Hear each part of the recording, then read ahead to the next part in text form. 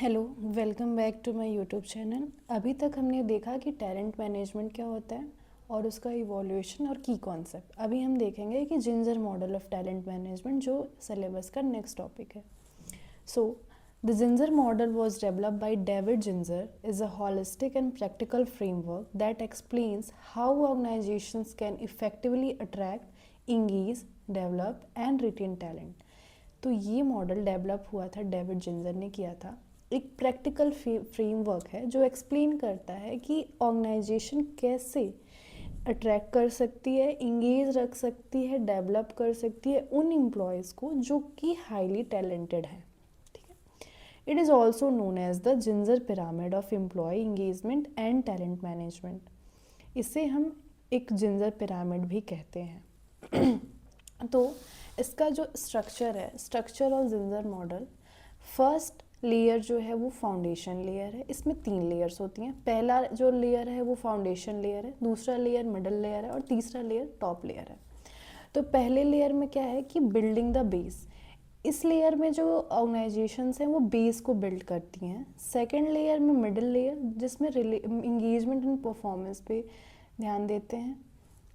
Top layer वो है जिसमें organisation practices sustain and talent build culture. इसमें ऑर्गेनाइजेशन की वो प्रैक्टिसेस इन्वॉल्व होती हैं जो सस्टेन करती हैं टैलेंट को और बिल्ड करती हैं। तो ये 3 लेयर हैं। ये एक डायग्राम सा है। फर्स्ट लेयर में क्या क्या है? Strength, meaning, wellbeing, energy. Second layer is of relationship, recognition, master moments. And top layer is performance, progress, and the last is result. So the first layer is the foundation layer. Foundation layer focuses on core need of an individual employee. जो core need है employees की, उसको जो focus करना होता है वो आता है foundation layer में। तो इसमें पहला है strength. Strength मतलब abilities, talent, competencies of employee. When employee use their strength, they show higher engagement, productivity. इसमें ये है कि हमें एम्प्लॉयज़ के स्ट्रेंथ को जानना चाहिए। सबसे पहले हमें ऑर्गेनाइजेशन को इसके स्ट्रेंथ को पता करना चाहिए, क्योंकि जो स्ट्रेंथ होती है, अगर स्ट्रेंथ के अकॉर्डिंग उन्हें हम काम देंगे तो वो हाईली प्रोडक्टिव होगा और हमारे ऑर्गेनाइजेशन का परफॉर्मेंस भी अच्छा होगा। तो इसलिए जो कोर, जो बेस है, जो फाउंडेशन लेयर में पहला जो है वो है स्ट्रेंथ। दूसरा है energy. Energy means motivation, emotional positivity and mental drive, avoiding burnouts.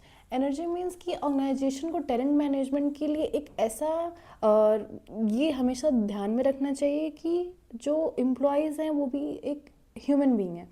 उन्हें मोटिवेशन की ज़रूरत पड़ती है, उन्हें काउंसलिंग की ज़रूरत पड़ती है और हमें उन्हें छुट्टी या उन्हें एक ह्यूमन बीइंग की तरह ट्रीट करना चाहिए। मतलब कि उनको बर्नआउट ना हो जाए। ऐसा ना हो कि वर्क लाइफ बैलेंस एक ऑर्गेनाइजेशन को देना चाहिए, तभी वो टैलेंट मैनेजमेंट को अट्रैक्ट कर पाएगी और तभी उसका टैलेंट मैनेजमेंट अच्छा होगा और तभी उसको कम्पिटिटिव एडवांटेज भी मिलेगा। इसलिए जो सेकेंड चीज़ है, जो बेस है, वो है एनर्जी का। Third is wellbeing. वेलबींग में क्या है कि prioritising physical, mental, emotion, social health, good wellbeing. मतलब कि ऑर्गेनाइजेशन को एम्प्लॉयज़ की मेंटल हेल्थ, सोशल, फिजिकल सारी वेलबींग का ध्यान रखना चाहिए। हमें उस पर ध्यान देना चाहिए कि उनको बर्नआउट सा फील ना हो, उनको हैवी सा फील ना हो, उनको स्ट्रेस ना हो, उनको उनकी लाइफ में वर्क लाइफ बैलेंस नाम की एक जो चीज़ अभी ट्रेंडिंग में है वो बनी रहे। तो ये जो थर्ड है वो वेलबींग का है। चौथा है meaning. Meaning means purpose, significance, connection employee find in their work, creating. जो चौथा स्टेप है इसमें मीनिंग है। मीनिंग मतलब कि हमें जो काम हम एम्प्लॉयज़ को दें वो ऐसा हो कि उनको उस काम को करने से कुछ उनको मज़ा आए। मतलब कि उन्हें ये पता हो कि हम ये काम क्यों कर रहे हैं, एक मीनिंग अटैच हो, एक सिग्निफिकेंस अटैच हो, एक पर्पज हो, एक गोल हो उनको लाइफ में कि हम ये काम क्यों कर रहे हैं, हम क्यों क्या यहाँ पे हैं, हम जो वर्क कर रहे हैं वो क्यों कर रहे हैं। तो हर काम से उनको, जो हर उनका काम है उससे एक मीनिंग अटैच कर दें। तो ये हो गया 4 चीज़ें जो आएंगी फाउंडेशन लेयर में। Talking about the second, middle layer. In the middle layer, we have to build a relational and emotional connection.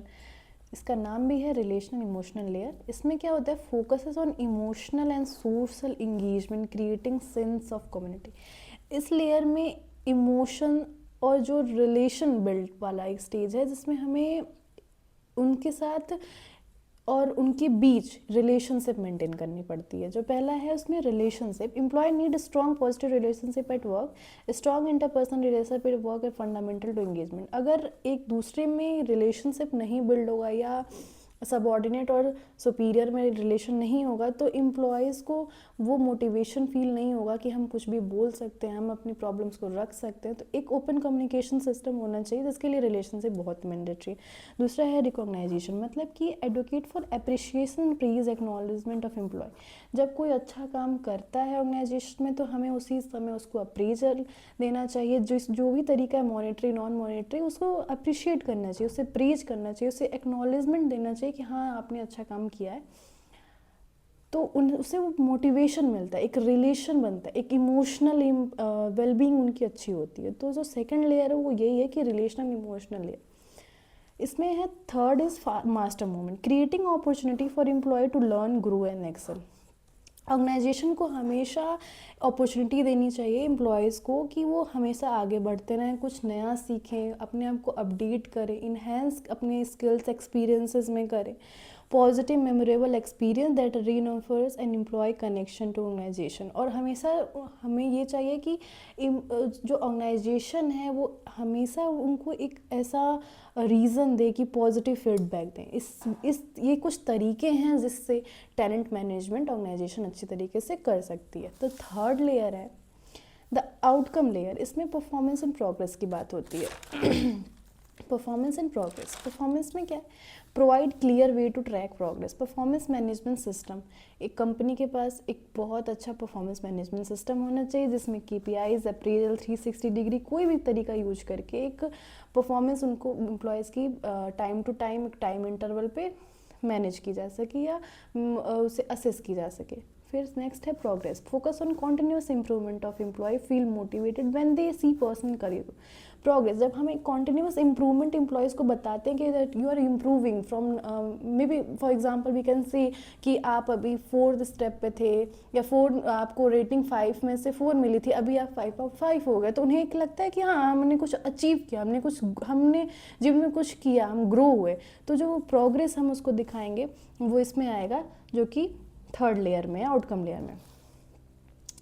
Talking about the last top of the pyramid, इसमें क्या है, achieving result, strong foundation plus good relationship development lead to high performance and continue. और जब ये हम एक strong foundation जो base बनाएंगे, जो कि फाउंडेशन लेयर में स्ट्रेंथ, मीनिंग, वेलबींग, एनर्जी से होगा, और एक गुड रिलेशनशिप जो कि second layer relationship and emotional layer में हम क्रिएट करेंगे, तो ये क्या करेगा, क्या हाई परफॉर्मेंस एंड जो होगा वो आएगा ऑर्गेनाइजेशन में। क्योंकि जब सारे एम्प्लॉयज़ खुश हैं, उनकी मेंटल हेल्थ, फिजिकल हेल्थ सारी चीज़ें सही हैं, वो खुश हैं, पॉजिटिव फीडबैक दे रहे हैं, हम उनकी परफॉर्मेंस मैनेजमेंट को अच्छा कर रहे हैं, हम उनकी प्रोग्रेस को मेज़र कर रहे हैं, हम उनके साथ रिलेशनशिप बिल्ड कर रहे हैं, रिकॉग्नाइजेशन दे रहे हैं, हम मास्टर मूवमेंट्स क्रिएट कर रहे हैं, हम उनके स्ट्रेंथ के अकॉर्डिंग उनको काम दे रहे हैं, हम उनके स्किल्स के अकॉर्डिंग उनको काम दे रहे हैं, हम उनके ध्यान रख रहे हैं कि उनको बर्नआउट सा फील ना हो, हम उनकी काम को एक मीनिंग दे रहे हैं। तो ऑब्वियस सी बात है जो परफॉर्मेंस होगी एम्प्लॉयज़ की वो हमें हाई होगी, और जब हाई परफॉर्मेंस होगी एम्प्लॉयज़ की तो एट लास्ट ऑर्गेनाइजेशन की जो परफॉर्मेंस होगी वो ज़्यादा होगी। The most important part of the model is achieving business outcome that are valuable to all stakeholder. So last में ये सारे चीज़ करने के बाद जो फ़ायदा होगा वो किसको होगा, एक ऑर्गेनाइजेशन को होगा।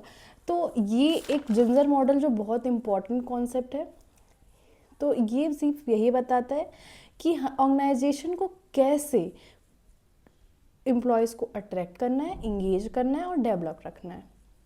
Okay, thank you.